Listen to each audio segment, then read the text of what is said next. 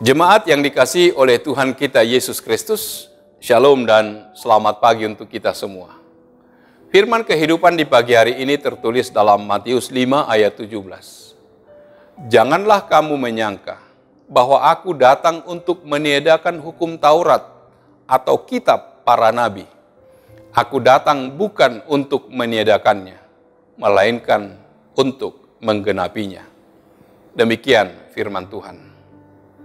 Saudara-saudara yang dikasihi oleh Tuhan kita Yesus Kristus, ungkapan janganlah kamu menyangka menyiratkan sebuah koreksi terhadap kesalahpahaman atau paling tidak sebuah antisipasi terhadap kesalahpahaman. Ajaran dan tindakan Yesus tentang hukum Taurat telah membingungkan sebagian orang. Mereka menyangka bahwa Yesus meniadakan Taurat. Hal ini menjadi pergumulan para penganut Yudaisme dan para pengikut kekristenan mula-mula. Berkali-kali Yesus Kristus bersilang pendapat dengan para ahli Taurat dan golongan Farisi. Misalnya tentang pembasuhan tangan atau penghormatan terhadap hari Sabat. Yesus juga berbeda dengan Yohanes Pembaptis. Murid-murid Yohanes sempat bingung dan meminta klarifikasi dari Yesus seputar rutinitas puasa. Keunikan ajaran dan tindakan Yesus berpotensi memunculkan tuduhan bahwa ia telah meniadakan hukum Taurat. Hukum Taurat adalah tanda perjanjian. Ketaatan terhadap Taurat merupakan harga mati bagi sebagian besar orang Yahudi. Yesus Kristus dan hukum Taurat dalam konteks pengharapan mesianis bangsa Yahudi terdapat sedikit ketegangan berkaitan dengan relasi antara Mesias dan Taurat.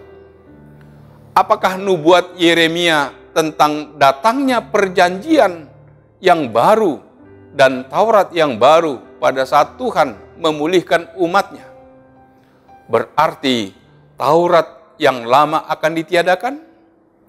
Kedatangan yang baru bukan berarti peniadaan yang lama. Yang baru tidak meniadakan yang lama, melainkan menggenapinya. Dalam keseluruhan pelayanan Kristus, Ia datang untuk menaati Taurat, untuk menerangkan makna Taurat, dan untuk merealisasikan tujuan Taurat. Tujuan dari kehidupan dan pelayanan Yesus adalah untuk memenuhi tujuan Taurat. Yang digenapi oleh Yesus dalam Matius 5 ayat 17 bukan hanya Taurat, tetapi hukum Taurat dan kitab para nabi. Saudara-saudari yang dikasihi oleh Tuhan kita Yesus Kristus, Taurat menunjukkan keberdosaan manusia. Manusia tidak berdaya dalam menaati Taurat. Pengungkapan dosa melalui Taurat merupakan persiapan agar mereka memahami keselamatan melalui anugerah Allah di dalam Kristus Yesus. Tidak ada seorang pun yang dapat dibenarkan karena melakukan Taurat.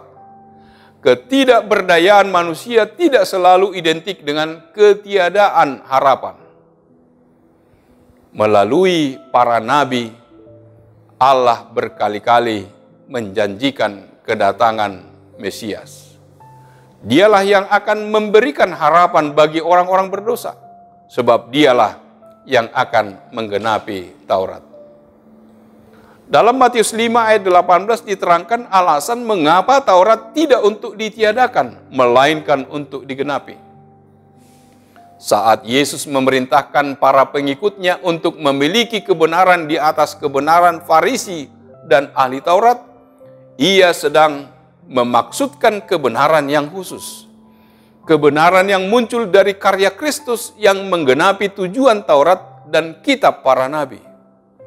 Kita menaati perintah Allah bukan sebagai tuntutan legalistik atau syarat keselamatan. Ketaatan kita merupakan ekspresi iman dan ucapan syukur atas karya keselamatan yang dituntaskan oleh Kristus. Yesus datang bukan untuk meniadakan hukum Taurat atau kitab para nabi, melainkan untuk menggenapinya. Yesus menegaskan bahwa Dia datang justru untuk menggenapi apa yang telah bercacat karena ditafsirkan secara tidak sempurna oleh ahli-ahli Taurat. Yesus mengajarkan kepada para muridnya dan kita juga untuk memahami, menghayati, mengamalkan, serta mengajarkan hukum Tuhan dalam keutuhannya. Yesus tidak ingin berhenti pada peraturan dan huruf-huruf yang ada di dalam Taurat. Yesus ingin meluruskan dan mewujudkannya secara nyata. Dalam mewujudkannya, Yesus berhadapan dengan kenyataan yang tidak mudah akibat banyak benturan dengan orang-orang Yahudi. Yesus menggenapi hukum Taurat dengan hukum kasih. Hukum yang membebaskan manusia dari segala hal yang membelenggu. Menghayati dan mengamalkan cinta kasih merupakan bentuk nyata dari ambil bagian dari hidup dan misi Yesus yang datang justru untuk menyempurnakan Taurat dan kitab para nabi. Peraturan dan hukum pada dasarnya adalah untuk keselamatan manusia dan menegaskan cinta kasih. Tugas kita adalah menggenapi hukum kasih dalam hidup keseharian kita. Amin. Marilah kita berdoa. Allah Bapa di surga, terima kasih Tuhan atas syafaan firman-Mu kepada kami. Engkau mengingatkan kami bahwa kedatangan-Mu bukan untuk meniadakan hukum Taurat, melainkan untuk menggenapinya. Biarlah melalui penggenapan-Mu akan hukum Taurat, kasih di antara sesama manusia, kasih kepada Allah, boleh dinyatakan. Dan itulah yang memberi kekuatan, kemampuan bagi kami dalam menjalani kehidupan. Ya Allah Bapa di surga, atas sapaan firman-Mu, Engkau ingatkan kami betapa Engkau telah menunjukkan kasih-Mu kepada kami.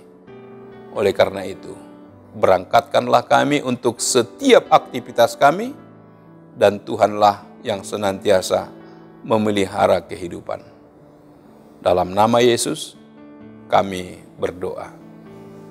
Anugerah dari Tuhan kita Yesus Kristus, kasih setia dari Allah Bapa, serta persekutuan dengan Roh Kudus, kiranya menyertai kamu sekalian. Amin.